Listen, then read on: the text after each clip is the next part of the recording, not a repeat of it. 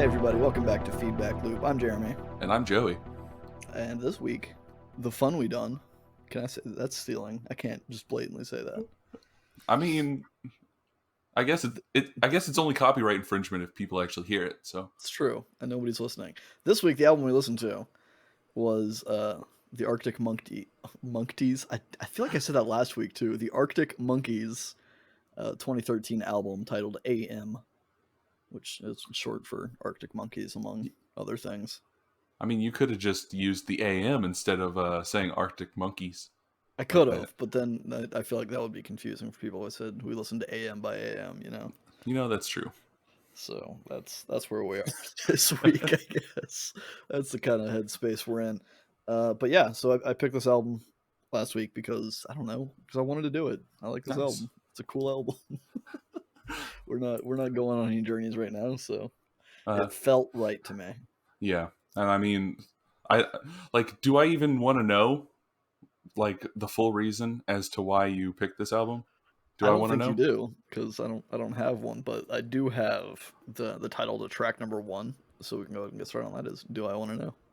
I hope I didn't segue too quickly because we're gonna rip through this shit. We have taken our time for the past like 10 weeks. Oh my Our god, episodes have just been so fucking long, so we're gonna rip through this shit, guys. Hell yeah, dude, rip it. We're going. Do I want to know, Joey? Do I want to know how you felt about this album? So I've never heard this song before. And somehow it's got like a billion fucking plays on Spotify, like a bajillion and a half views on their YouTube video. Like it's looking at Genius right now, because that's what we use to cite our lyrics most of the time. There are 2.8 million views of the lyrics on Genius, which is a ton. Like it is a ton. And it's way more than any other track on this album. There are 6 people viewing the page right now. I mean, we're probably 2 of them. Yeah. But still, 4 other people. I've never seen anybody else view lyrics at the same time as me. Why are there people in 2021 viewing the lyrics to Do I Want to Know? Because it's a good song, Joey. I guess that's true. But, so you heard, I like the song. So the only other thing I've ever heard by Arctic Monkeys is some stuff off of that whatever the album where the guy's smoking a cigarette on the cover of it, Whatever You Say We Are Is What We Aren't, or something along those lines. And this sounds different than I remember them sounding. It sounds more like an indie type. I mean, like they're a Brit rock band and you can tell, but it sounds more of the like, I don't know, the indie of the time at that time than I remember them being, which is a sound that I like, as we've seen in plenty of my other bands that Jeremy says are boring. And but I do like the lyric or the riff that they write, and the riff that they write on other songs that we'll get to. I feel like they really hit the science of a simple, easy riff that gets stuck in your head, and there's nothing flashy about it. It's usually in a like general reverby, clean-ish tone. Sometimes they get a little chunkier, but like it's nothing crazy about it, but it just does not leave your head once they play it. Yeah, I really like their guitar tones, and I actually noticed when doing my notes for this album, since I was listening on my headphones like I usually do, I was isolating one ear at a time, and they actually double track the guitars with different effects on them.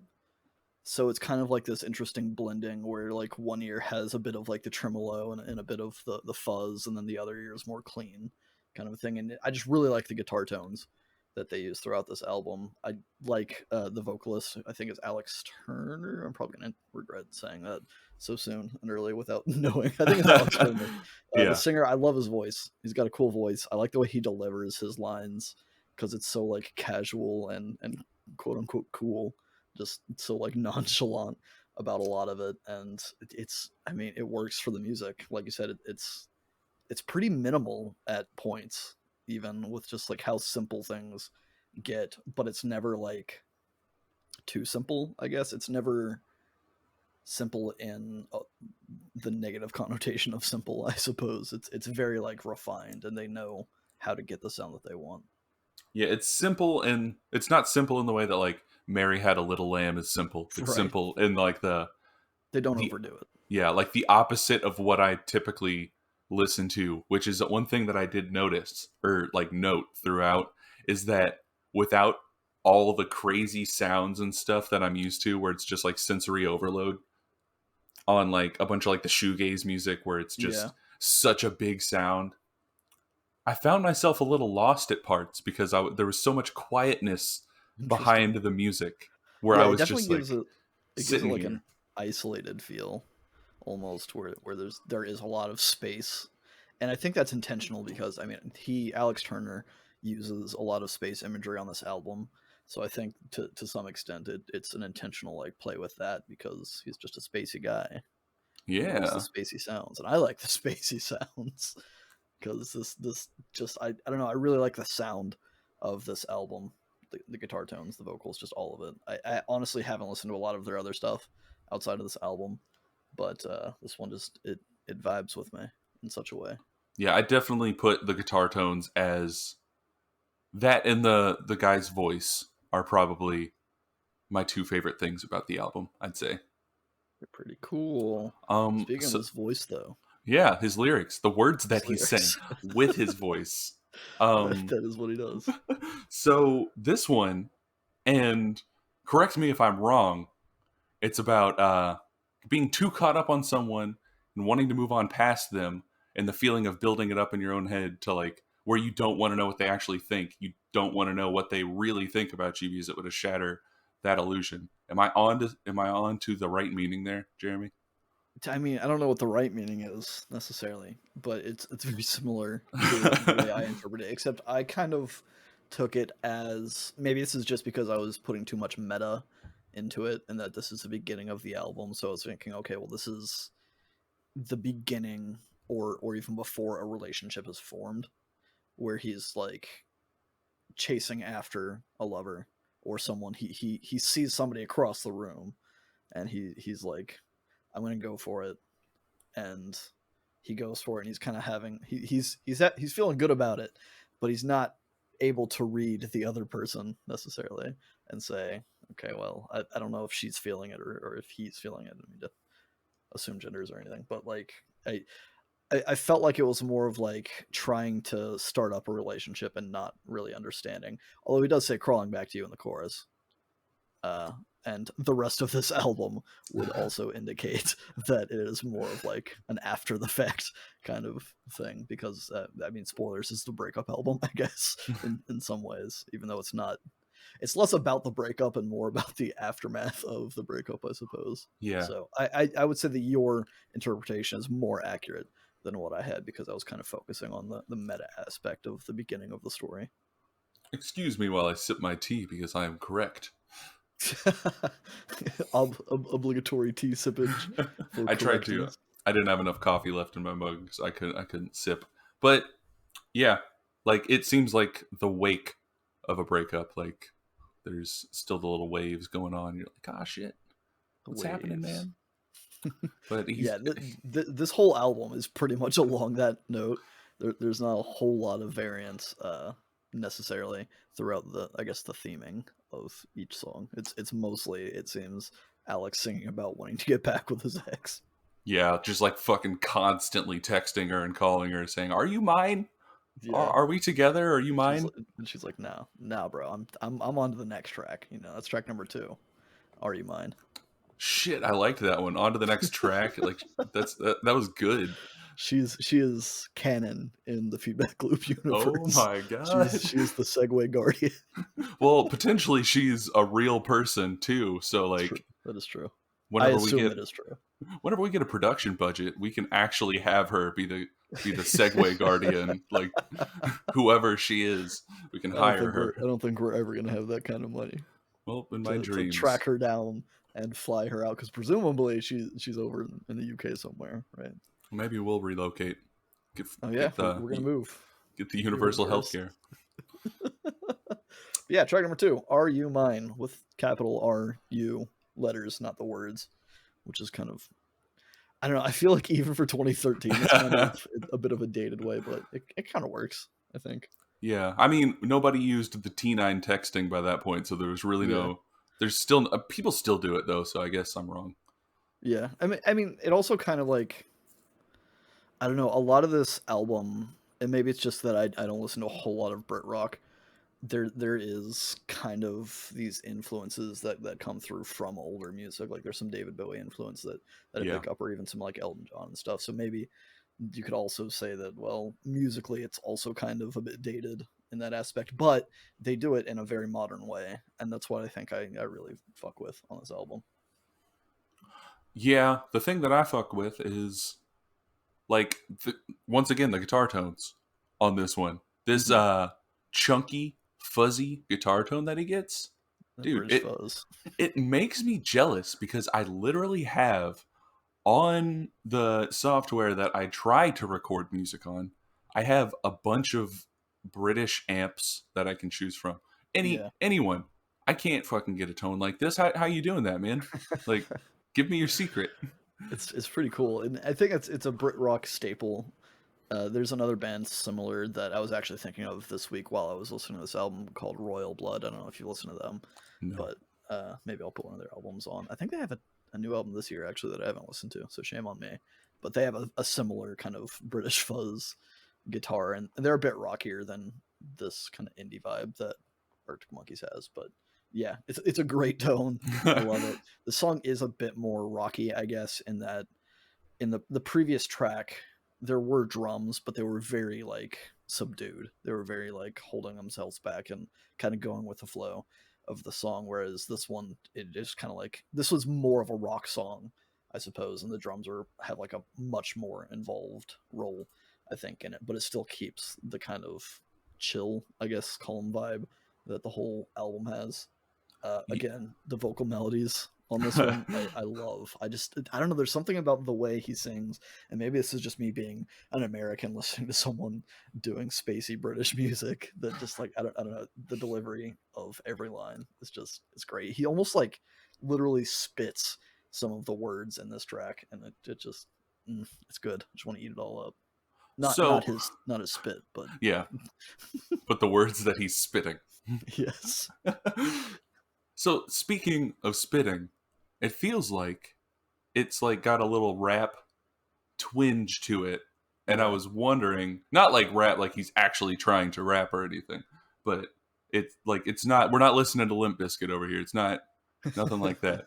But it was just the way that he delivered it, and I was reading that around this time he said his influences for parts of the vocals on this song were Drake and Lil Wayne, how they would do like the lazy simile thing where you yeah, just like not saying that his vocal writing is lazy here or anything, but that's just what I because you're not setting up like a full simile or something, but like where he starts, I'm a puppet on a string, Tracy Island, where it's like there's no connect, like there's yeah. Just kind no of word he's line. flowing, or I guess jumping from phrase or thought to thought without any connection necessarily Yeah, between them.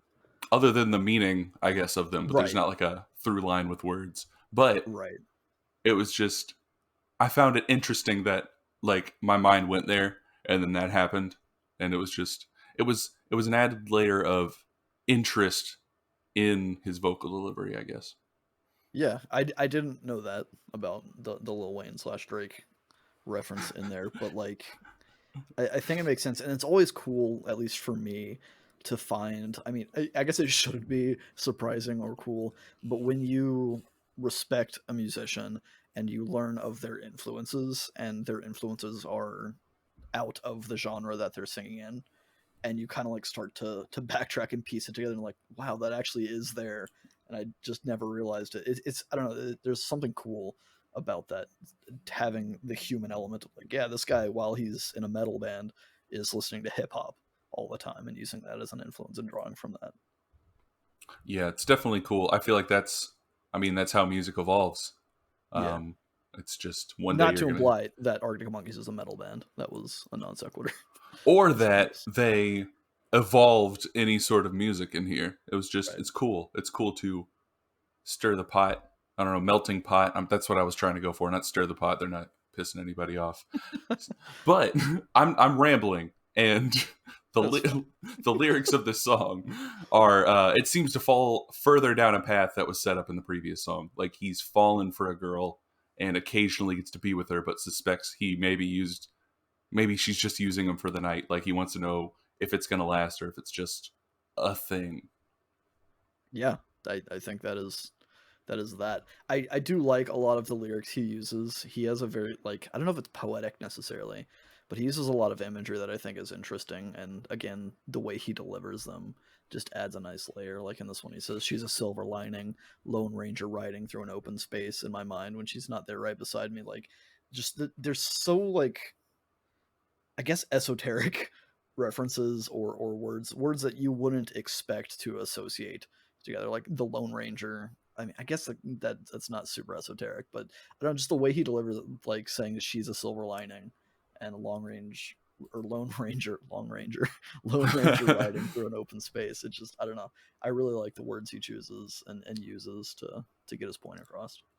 Yeah, it's very poetic is the word that I'll leave and maybe pick up another point in the album. But yeah, Pick up that somewhere else yeah, further down the road.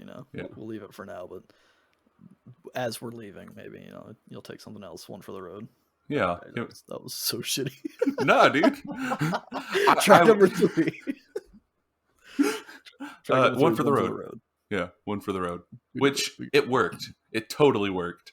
So this song, it was there, and I went around where it should have been, but we got to the same destination. It's because you had one for the road, and it was actually one too many for the road. So you ran off the road. I'm fucking drunk driving now, boys. Oh God, no! Please don't. I'm not driving while doing this podcast. I promise. Nor am I drinking. So, Josh Homme. Is that how you say his name?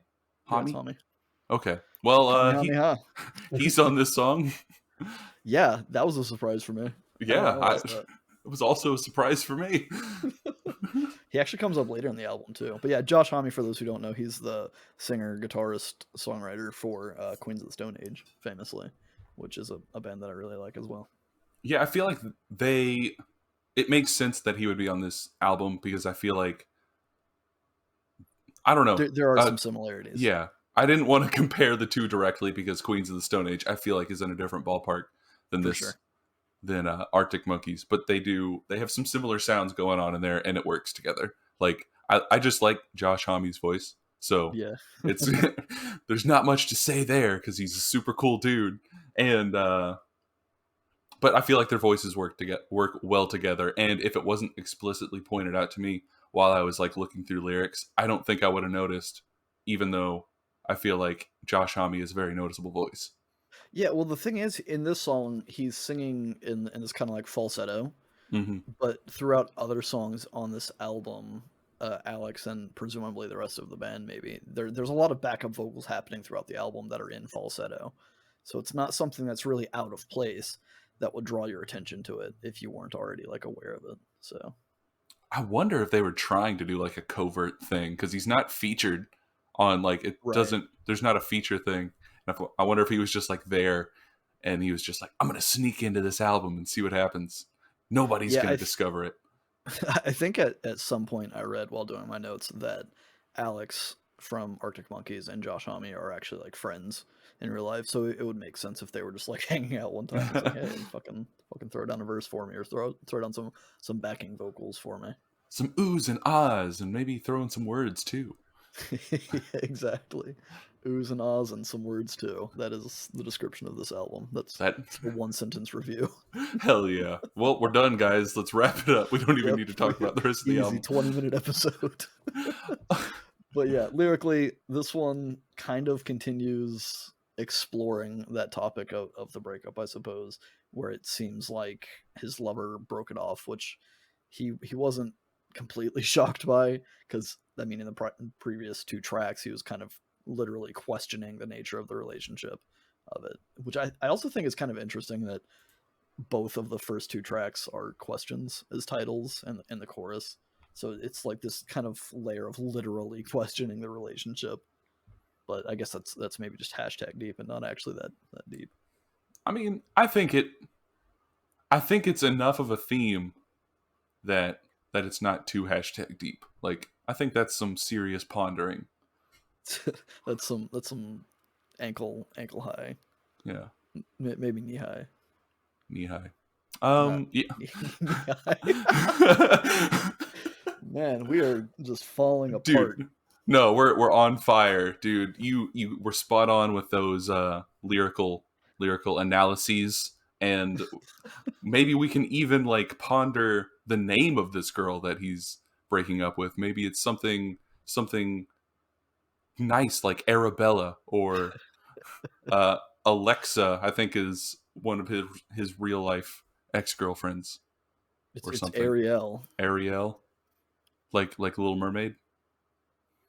like like track number 4, Arabella. So this song though, for reals though, this Yeah, one's on Rock Band. I'm just yeah, and gonna I've totally just heard put it. it out there. Yeah, we perform this song when we play Rock Band pretty frequently, and I think this is actually the song that sold me on Arctic Monkeys, which I guess was late to the party, I suppose, because I mean, obviously I'd heard. Well, I guess I shouldn't say obviously in this company. I'd heard "Do I Want to Know" before. I'd heard a couple of the other hits from this album, but I never really like checked them out. And we got Rock Band in like 2017. I think it came out in 2016, but I got it the year after. And I dove into this album after that point. And I don't know, just this song, everything about the song I like. There's not a single part of the song that I dislike because it's all just like spot on. Yeah, the music on this one, it's nice. Like the drum part is so fun to play on Rock Band.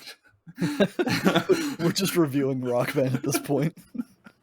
But no, like the music it's engaging in a way that I think it's more engaging than the previous few songs, more because it feels like everything's kind of bigger, I guess. The guitar Mm-hmm. part is super cool, the bass is really punchy, the drums are fun, and the chorus part has an almost Black Sabbath, more Yeah. specifically War Pigs feel to it, which I don't even know if I would have necessarily put it together had I not picked up a Cake album the other day and then started listening to their B-sides and rarities and then hear their Their War version of Pigs War cover is Pigs. really good. It's been on my mind. War Pigs has been on my mind recently, and then It's a whenever good I heard song. this, I was like, huh, you know, that's War Pigs maybe. It is a little War Pigsy in it, but yeah, the music's great. I don't think I can add anything to what's been said lyrically.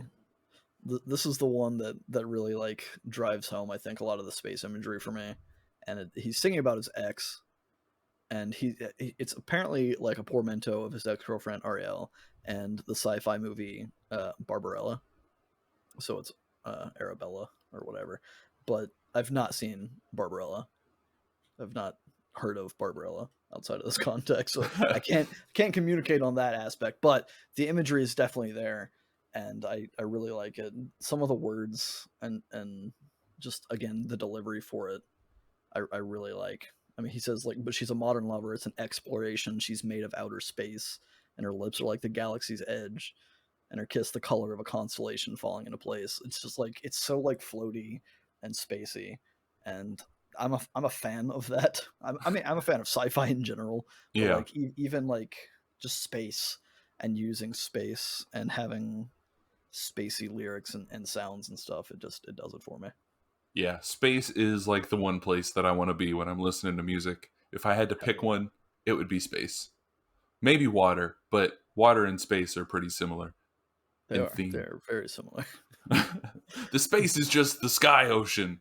So, Exactly. That's why Brennan Small has Galacticon, which is space, and then Metalocalypse Deathclock, which is very like Mermaider. themed around the ocean, I suppose.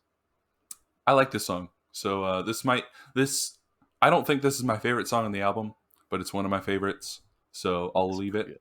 I'll leave It's it at pretty good. that. I mean, I like, also really like there's a bridge in the song right before the sick guitar solo. Well, I don't want to say sick guitar solo and talk it up too much. It's a really fun guitar solo, but he kind of like leads into it with the lyrical bridge saying he wraps her lips around a Mexican Coke, makes you wish that you were the bottle, takes a sip of your soul, and it sounds like, and then it just goes into this kind of like crazy solo thing that I think is really funny and fun to just like play with the idea of expressing what it sounds like by using actual sounds instead of using lyrics to describe what it sounds like.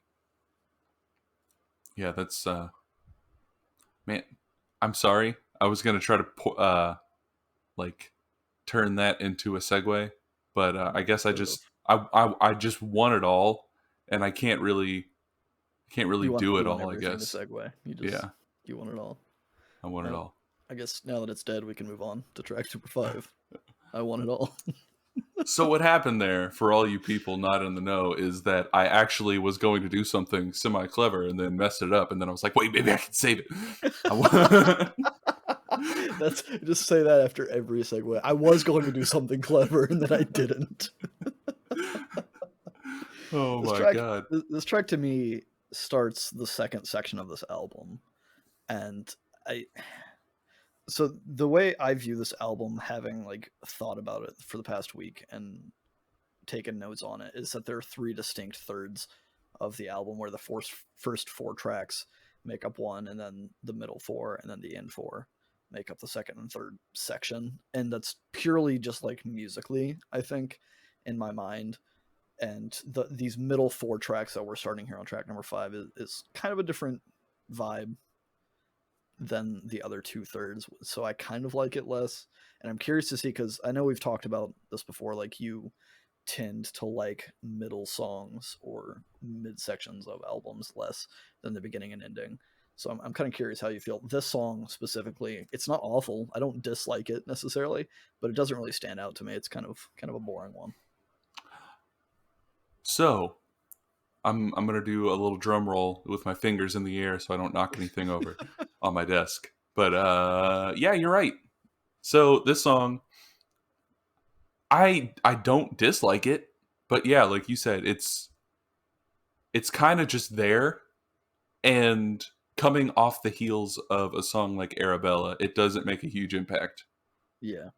Like it's just not a standout track, not bad at all, but like it's got a cool guitar solo type deal behind the last chorus, which gives it a cool sound. But if they could have done something like that throughout more of the song, maybe it would have made a bigger impact on me. But Yeah. yeah, Yeah, and I feel kind of similarly. I guess we'll talk to it track by track, but that's kind of setting the scene for this midsection of the album for me. Lyrically, this one I wasn't sure if it was about the same person. Presumably it is, but it's another song that's kind of dreaming about a lover that turned out to be like a short-lived relationship kind of a thing. But something about it just seemed a little different. Maybe it was just because of the sound of it. yeah, it might have been like because I don't know this song, like I couldn't really pin it down lyrically, and maybe that also had Yeah. something to do. It was just kind of like there's not a ton of lyrics really.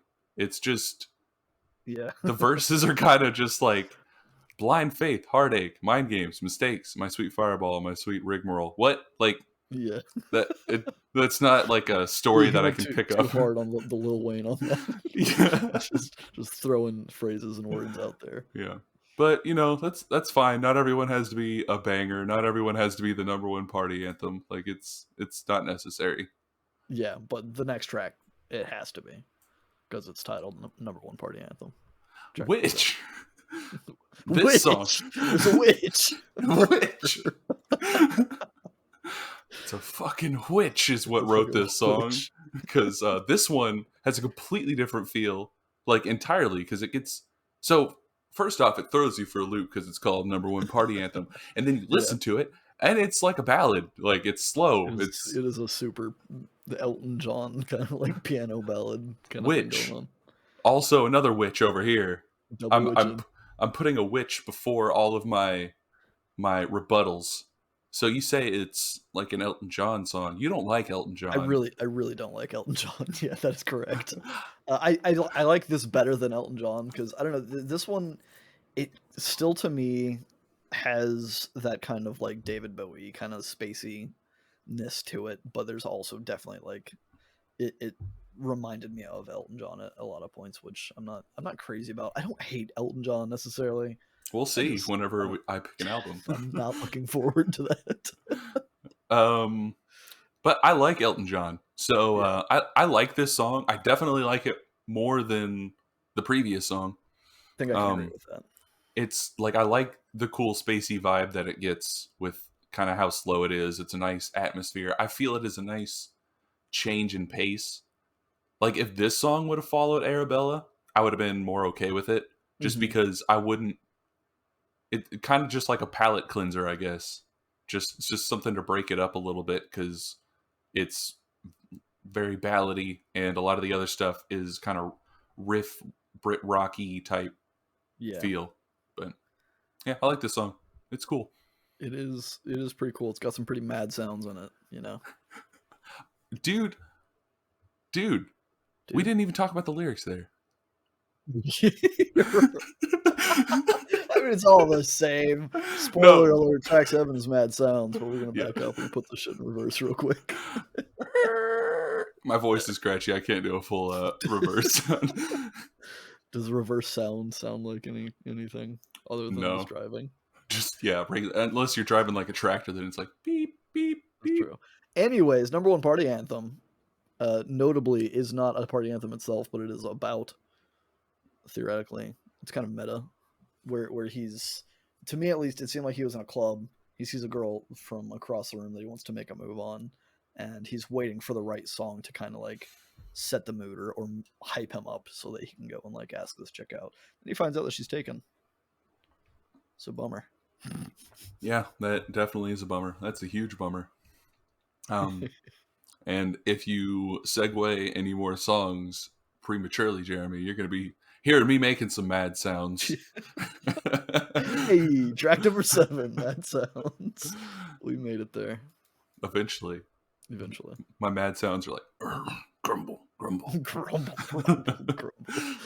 You're like a Pokemon that just like Yeah. vocalizes words instead of just making the noises. You know who else Anyways, vocalizes sounds Alex Turner. on this song? This one is another like interesting change of tone.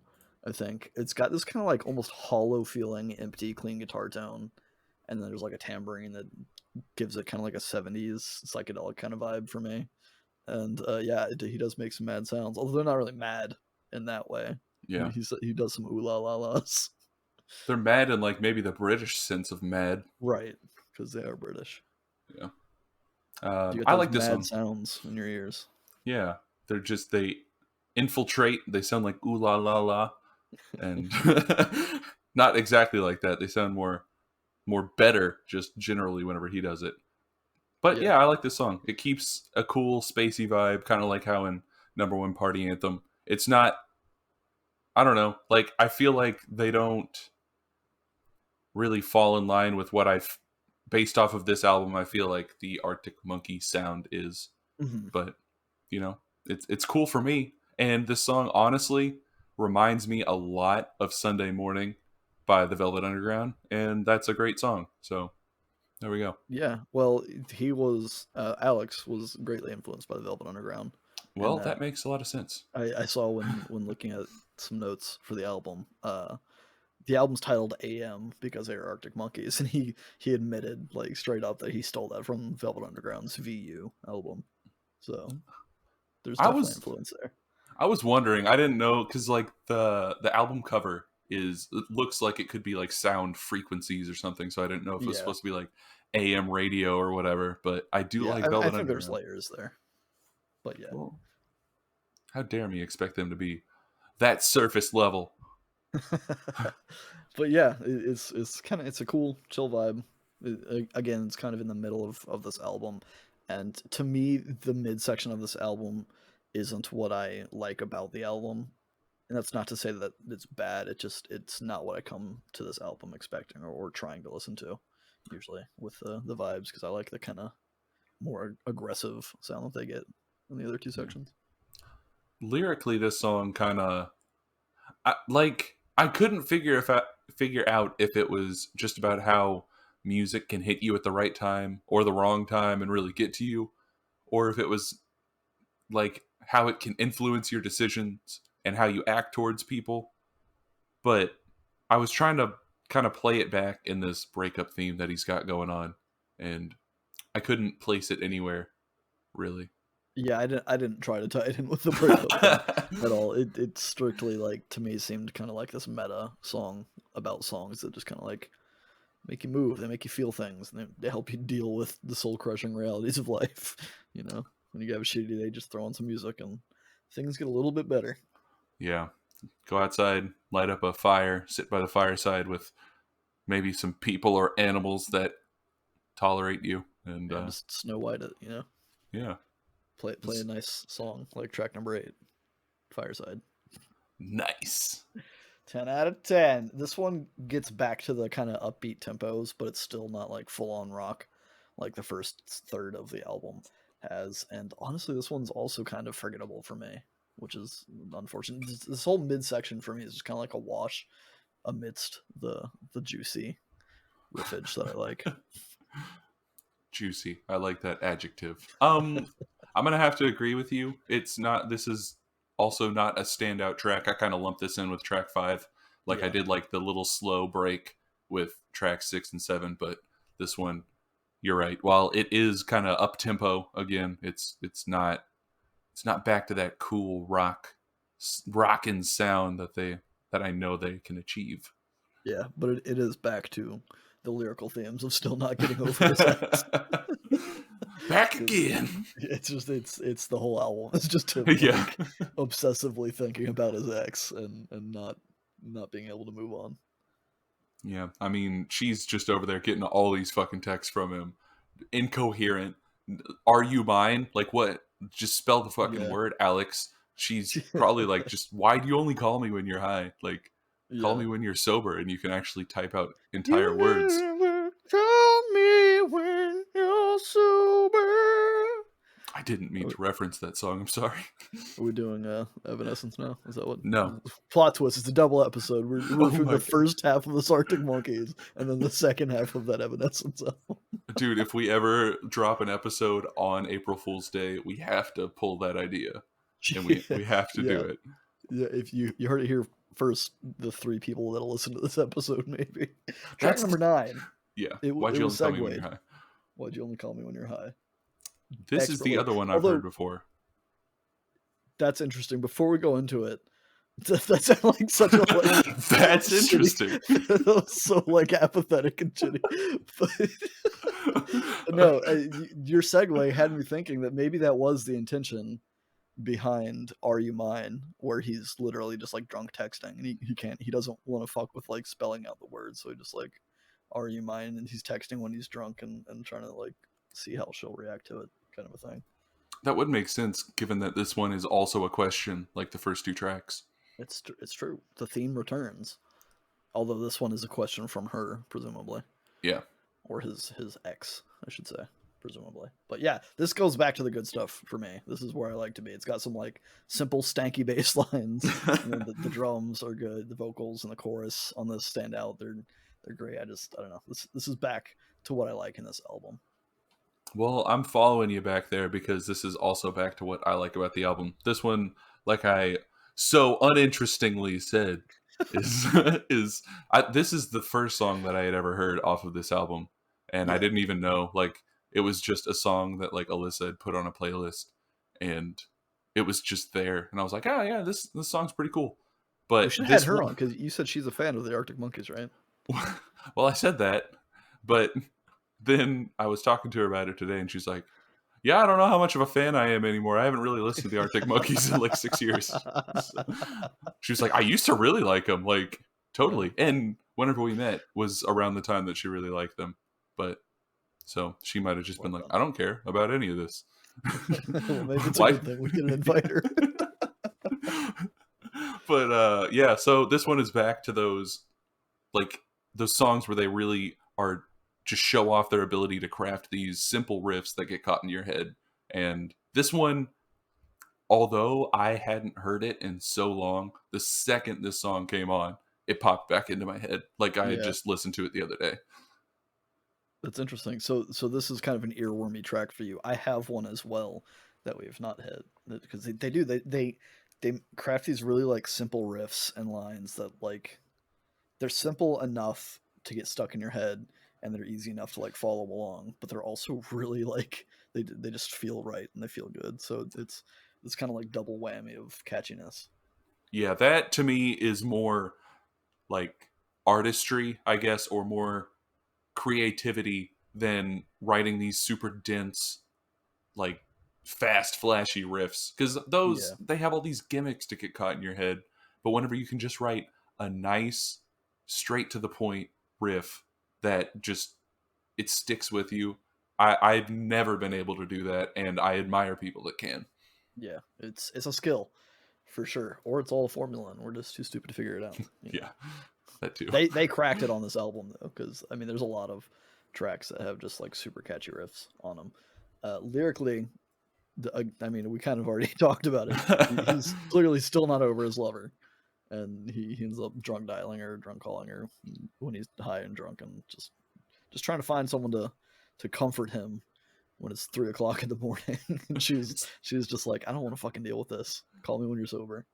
Yeah, she just like, dude, snap out of it. Fucking snap out of it, bro. That's all I Hell need to yeah. tell you, Alex Turner. Just like track number 10, snap out of it. I will say, kind of bridging the songs or theme of the album with track number 9, Why Do You Only Call Me When You're High, it kind of almost felt optimistic to me when she's like, when he's obviously still not over her, so he's like calling her 3 o'clock in the morning. She's like, just don't fucking do this, don't call me when you're high, which kind of to me implies that she does want to talk about it. So there might be some sort of like hopefulness in it that she's like, no, like I'm okay with talking to you, just not when you're drunk. Just fucking just come back when you're in the right headspace, and maybe we can give this another shot, kind of a thing, or maybe we can put this to rest instead of just you getting drunk all the time and then calling me.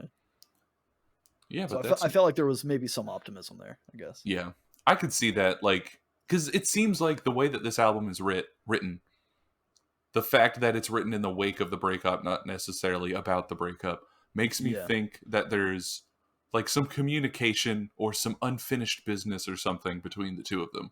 definitely. But yeah, track number 10, Snap Out of It. You segued. This one's got a cool like dark, almost swingy, cabaret-ish feeling with the piano going on in this one. And dude, there's some really cool electric guitar bends at the end of the chorus that I never noticed before. That just they fit perfectly. Yeah, like this one. So I'm gonna sound bad by I guess comparing their sound to somebody else again Do after it, the man. whole War Pigs debacle. I mean, But I've compared him to David Bowie and Elton John, so that's well, fine. there we go. This song, it reminds me of Uprising by Muse.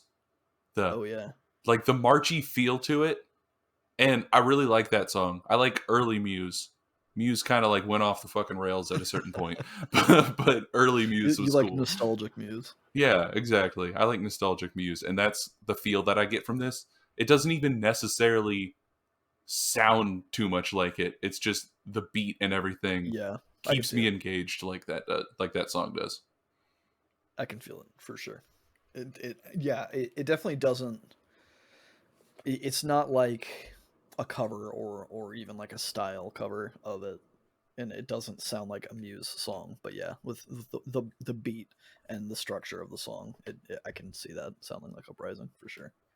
It's got some influence, perhaps. Yeah, maybe because when did, I don't know timeline of any of this, but I think that Muse album came out around this same time, so maybe it was just like a thing. Maybe. I feel like that Muse album might be a bit older, but yeah, Well, something like that. so what are the lyrics about in this song, Jeremy? I'm glad you asked. This one, it seems like his ex has found a new lover, and he's kind of like jealous, and he's wanting her to, I mean, it's called snap out of it.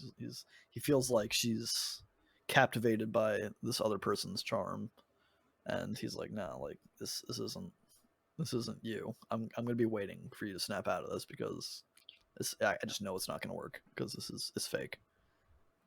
Fake news. That whole Fake news. relationship. It's Fake news. Your new boyfriend's fake news. Oh my god. What if Alex Turner started that? He's the original fake He's news. the original fake news. Just some girl walking around in knee socks, and he's just like, fake news. You're not into that Knee guy. socks, knee high. Oh my god. Knee socks. That's what I I thought of earlier when you did I didn't even get that connection. it. Nice. Track number 11 is knee socks. This is the one that's super earwormy Yeah. for me. This guitar riff gets stuck in my head more often than I think any other song on this album. And when I think about this album, that's like the first riff that pops into my head because it's just so like I don't know. It's almost got this like Tom's Diner melody to it, hmm but it's obviously not the same melody. It's just similar and with the guitar tones. It's just it's so good. It's catchy as fuck. I love it. Yeah. It's definitely super fucking catchy. Like, there are, I'm just gonna look for a riff. Yeah. So there's 5 songs on this album that I pointed out the riff on, and this is one of them. Just because they're just fucking good at it. I don't know how else to put it, man. It's They are. it's their specialty. And Josh Homme is back on this one Hell as yeah. well. Dude, the bridge in this song is this like kind of disco vibe to it. Or I guess before the bridge is the Josh Homme like interlude thing that it kind of like the song spaces out a bit with Josh Homme singing a little quick interlude verse kind of Yeah. thing, and then it goes into this kind of disco-y bridge, which is just it's phenomenal. It's perfection. The song is great. This song is great. I agree. It's one of my favorites. So keep a lookout for Kind of running out of ground here at this point, Joey. But yeah, lyrically, this one it seems like, at least the way I took it, is that maybe his ex did actually break up with the new guy, and is now kind of considering coming back and hooking up with Alex at the very least. That's Yeah, the way I I took mean, it. that's pretty much how I took it as well. And just talking about her walking around the apartment in her knee socks and a blue Lacoste shirt. Yeah, his blue Lacoste shirt. Yeah, because he bought an alligator, and I ain't talking Lacoste. Is that is that I think about that every time too. that's the lyric, right? I think that's Because the lyric in the famous Arctic Monkeys song.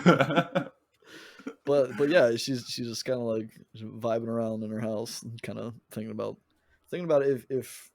if they were to get back together. She's kind of like, well, maybe I want to be yours. and maybe I want to talk about track number 12. I want to be Maybe I'm yours. amazed at the way you segue. Oh my god, Jeremy. Maybe I'm amazed at the way you Oh, segue all songs.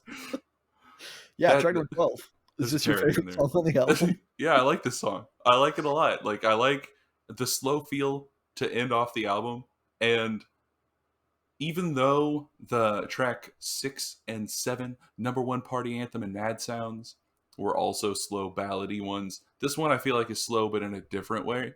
Yeah. It's not super ballady or anything there. And I really like the vocal melody whenever they're like repeatedly singing I Want to Be Yours during the chorus. It's nice. It's a nice touch at the end after the awesome earwormy riffs. It's nice to have something to round it out at the end.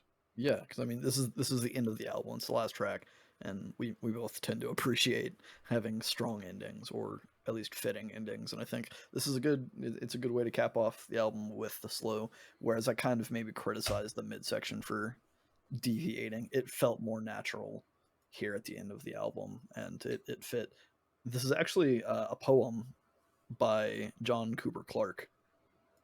So Alex didn't actually write the lyrics. He might have tweaked them, I guess, to fit in the album or in his style a little bit better. But yeah, it's just straight up a poem that already existed, and it fits perfectly in theme with this kind of like obsessive desperation kind of thing where he's saying I don't care what role I have in your life as long as I'm in it. I want to be yours. Like he says, I want to be your vacuum cleaner breathing in your dust, which is like it's a shitty role, I suppose. Like saying like, man, I don't even care. I just want to like I want to have the bottom of the barrel level. I just want to be involved in some way. That just made me think of the I'd like I dragged my balls through shattered glass just for like a mile or whatever, just to hear you fart through a walkie-talkie or whatever that copy pasta is. And I have no idea what you're talking about. it's pretty funny. And but yeah, I'm smiling very big thinking about it right now is what's happening. it gives him the good feels. Yeah. But dude, yeah, I like this. Like it's a perfect way to cap off the album. And this is earlier whenever I said something about poetic and I was going to be revisiting that. This is what I was talking about. Because this is a poem. Like Jeremy said, it's a poem. Yeah. And it's a Really good one. Poetic. Very poetic. Yeah, I just like this song. I know I've said it a whole bunch, but I don't know how to end things. So that's what I'm doing here. It's your job. It's your job. You're ending everything. But no. Seriously though, that's the end of the album. We're kind of wrapping up. This album, I think it's a really cool blend of like some disco elements and some classic rock elements, but it again it kind of modernizes a lot of those older sounds and does it well. I am not super crazy about the middle third, but I don't think it detracts from the album as a whole, and it's a fun time to just throw this album on and vibe. Yeah, this is definitely a vibe album. Like I would turn this album on whenever I'm just like doing stuff and just I don't know. Come on, brother. Yeah, just dancing. Joey doesn't dance. I don't dance, but Joey I refuses to dance. I like bob my head when I'm working and listening to music, and I tap my foot. I would do that whenever I'm listening to this album. You should get up and dance sometime, Joey. It's freeing. Dude, maybe one day, but not anytime soon. Not anytime soon. Let us know if you get up and dance in the comments of this episode or any episode really. Yeah. You're presumably already listening to this episode, so it's convenient. But yeah, let us know what you think of the Arctic Monkeys. If you think we're way off on some of our statements, because we took some very hot takes. Yes, dude, just the hottest of takes over here at FeedbackLoop. It's a good album though. Yeah, so give it a chance if you haven't. Give it a listen. Let us know what you think of it, and come back next week when we're going to be listening to. Oh, okay. So the album we're listening to next week is one that I mentioned I believe I mentioned it in last year's recap, like the 2020 recap. Oh baby. The band is None, like None, none of them, not like a religion None. So None. The album is Life Has Gone On Long Enough. And so any teasers as to what this album is before we get into it, or are we just gonna find out over the week? We're gonna find out. But I will just say the reason I'm picking it, like, I don't know, it's feeling about that time of year again is what I'll say, I guess. We're getting dark, boys. I can feel the sun setting and the snow falling in this black metal forest that I'm sure we're about to enter. We'll find out. I mean, could be pop music. Yeah, I don't know if this is black metal, but I mean, judging by the season of winter and everything dying, along with the band name and album name, I'm expecting something a bit darker on that end. So come back next week to see if I'm right. Place your bets now. Leave them in the comment. We'll give you some fake money to bet with, I guess. And you can decide if you think it's black metal or if it's not. And also listen to the album. Maybe bet before you listen to the album, because otherwise it's kind of cheating. Yeah. But yeah, let us know what you think. Come back next week and we'll be discussing Nuns. Life Has Gone On Long Enough. Stay in our feedback loop. Bye.